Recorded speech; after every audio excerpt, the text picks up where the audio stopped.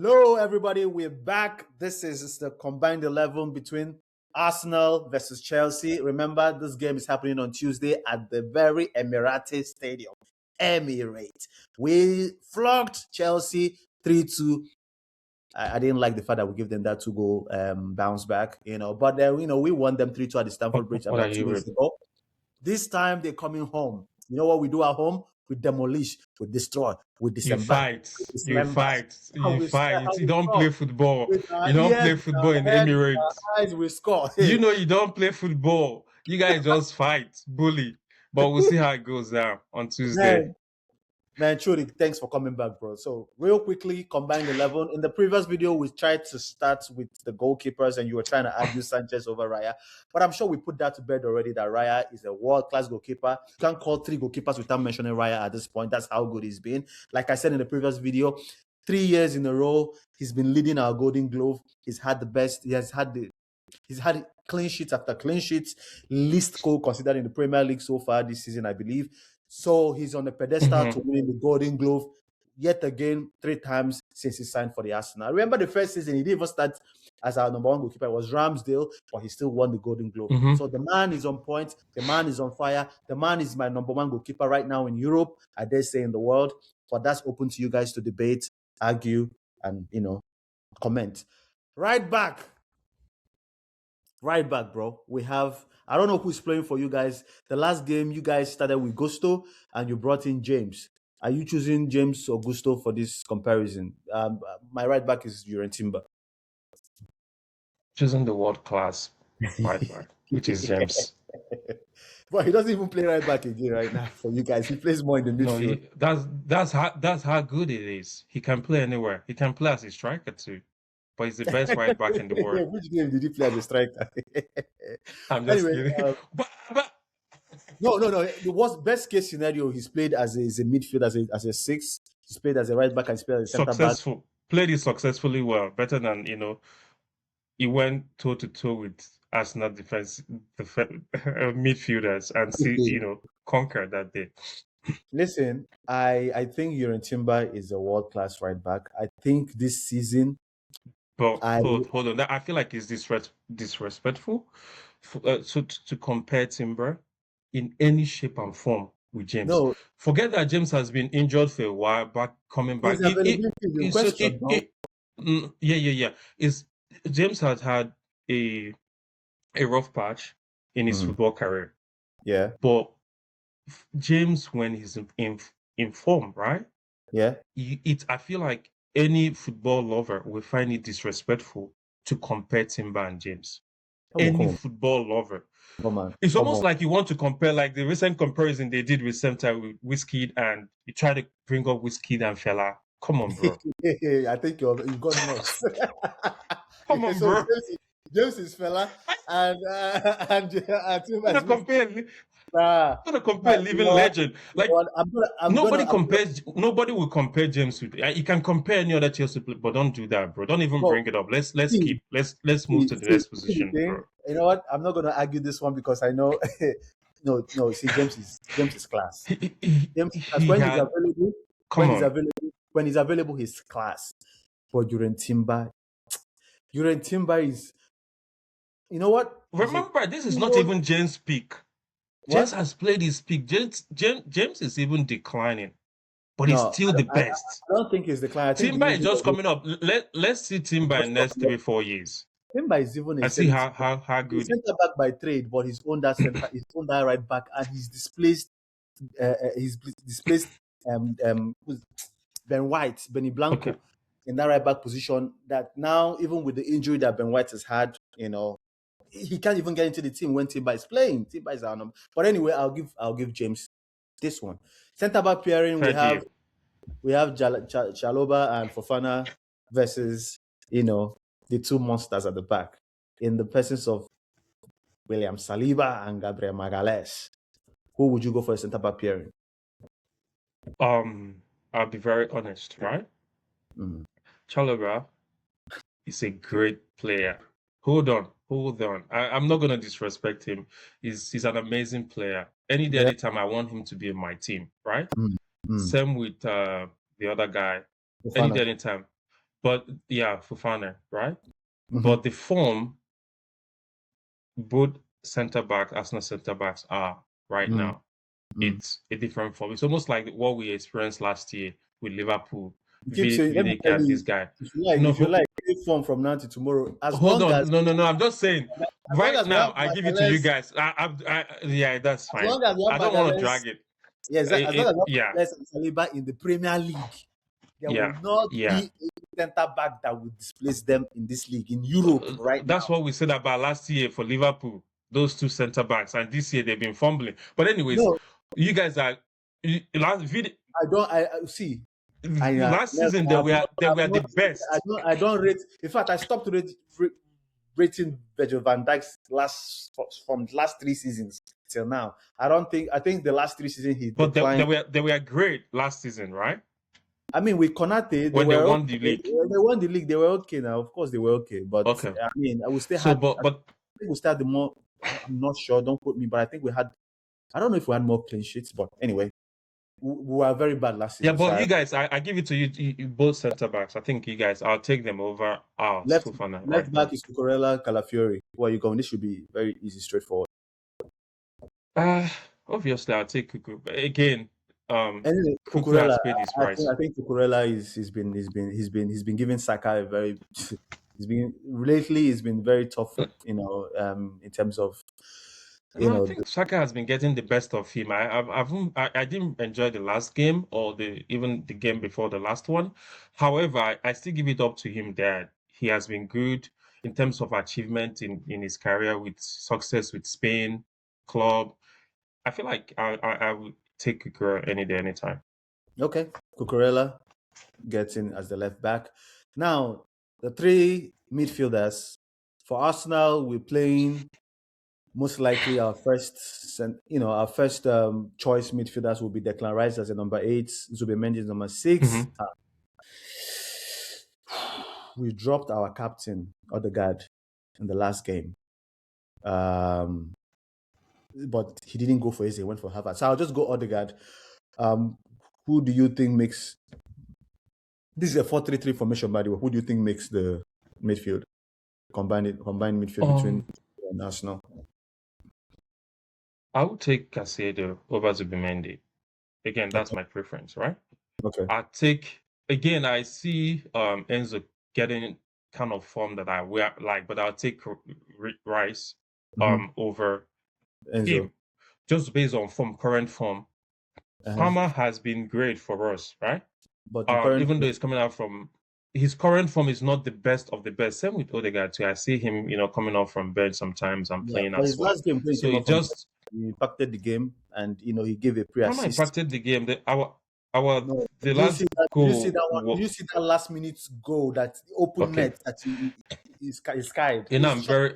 I'm being very honest, giving you sincere stuff. Zubimendi, I'll not go for him. Caicedo is better. I'll go for Rice. For Odegaard and Palmer, just because of Palmer form right now, I just do 50-50.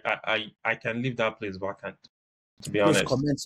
Comment your preferred number 10. I think I'll go Odegaard still. I'll take Palmer. I'll take Palmer just because I'm being biased.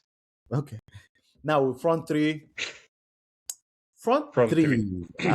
Pedro is it's very interesting front three. Yeah. So Saka, there was an injury doubt, but I think it was a niggle. I think it wasn't something serious. I didn't think it was serious, but because we had a non-Madueke who can come was he precautional? I think it was precautional measure. If he was he's keeping him for Chelsea. It could be. I don't think he's. I think he just when I listened to his press conference after the game, I think he said it was a niggle. They are gonna do further tests. But then early hours of today, we heard about Mikel Merino is gonna be out for a protracted period of time. I like it. But Mikel Merino is not our starter, so I mean we can substitute his presence and his versatility with Havertz. But Saka, I would presume him being available for this game. So I would say Saka as a number 7. I'll go for Pedro just because over Gyökeres. Gyökeres has picked a little bit of fun, but Pedro has been on form, has been EPL experience from even the preseason until now. So I'll go Pedro, and on the left hand side I'll go Trossard. Who will be your front three? Like you say, Pedro. I put Pedro there. I it's hard. I can't say I would take Esteban over Saka, just based on form and what Saka have also achieved. It's very difficult for me to say that. But no disrespect to Esteban. Esteban is a very good player. He's a brilliant talent. And this is a brilliant talent. And this is his first season. So it's a player that we're all looking forward to seeing more of him, seasons to come here. But at this point, just based off the fact that I want to plug people in first 11, I'll just go for Saka, just based off that. But again, I wouldn't be surprised if Esteban surprises us, comes through on that Tuesday. But Saka for now. So Saka, Pedro, obviously I will not take I'll go for Pedro Neto on that wing. No, Pedro Neto, you will take Neto. You're taking Neto but Neto is not even a number 11, he's a number 7. I know, but right now we play him 11. It depends. Right now, I know sometimes the coach just switches him. 11, but he's a 7. I know. So his preferred choice is 7, actually. Yeah. Of course, I don't want to bring Garnacho there. Of course, obviously. With the form, you guys, what's his name again? Who plays 11 for you guys again? Trossard is very good.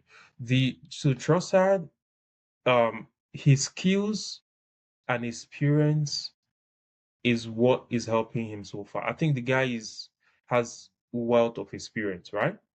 So he's skillful. He's patient with ball. It reminds me of when we had this guy Sanchez from Man City. So he takes his time. He can dribble. You can take player one-on-one. So I kind of like his approach to game.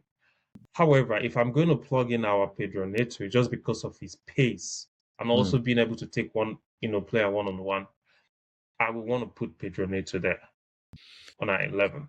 Guys, I think Trossard is on form. I think he has more output than Pedro Neto on the left. I think he most likely has more goals. He has 5 goals this season in the Premier League. I don't know how many Neto has so far. But he's going to struggle on Tuesday, right? Who's going to struggle? Pedro Neto? Trossard.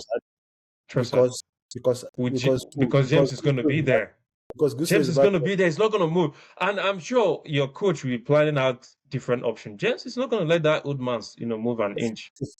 He doesn't need to beat him one-on-one. That's the good thing with Trossard. Trossard is a very smart guy. He uses his experience over his abilities. So, if you play Trossard, one of the things I've noticed about the games is that he is very intentional on finding Gyökeres. So sometimes he doesn't even want to beat you. He just throws in a ball in behind, one-time touch, boom, into the empty space. Something Calafiori does as well, just send the ball, long ball. So now we have, instead of taking so many risks at the back, we have deployed long balls. So that's something I think you need to watch out for.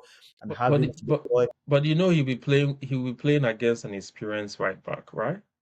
Yeah. As a matter of fact, the two of them were not even, like Gusto could come in if James is tired. Or I don't know who is going to start, or James could come in if Gusto is tired. So he's going to find it very difficult at that right back. But we'll see. Yes. Yeah, but what I'm saying is, with the experience that Trossard has, you don't necessarily need to take a player. I don't think it's his game to want to take you one-on-one. So he deploys his skills. He drags you into the midfield. Right. He tries to excuse you from your original wing, just to create spacing behind for maybe a Gyökeres. So imagine him drawing you out of your wing and then just going back to Calafiori, who throws a long ball just behind that empty space.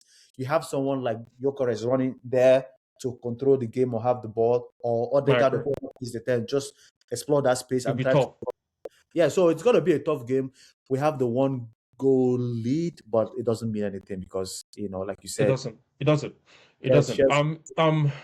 But I feel like if you guys, score first, it would mean a lot, because I won't see Chelsea coming I don't see Chelsea scoring more than 2-3 goals or 3 goals in Emirates. I think it will be very tough. So I'm hoping we get the first goal and defend it. Maybe we'll go to extra time. Maybe we'll end up being penalty or something.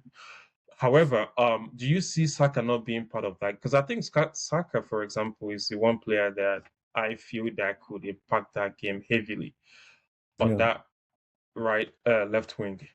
Do you think there's a chance he won't be part of the game? I think there's a higher chance of starting than not starting.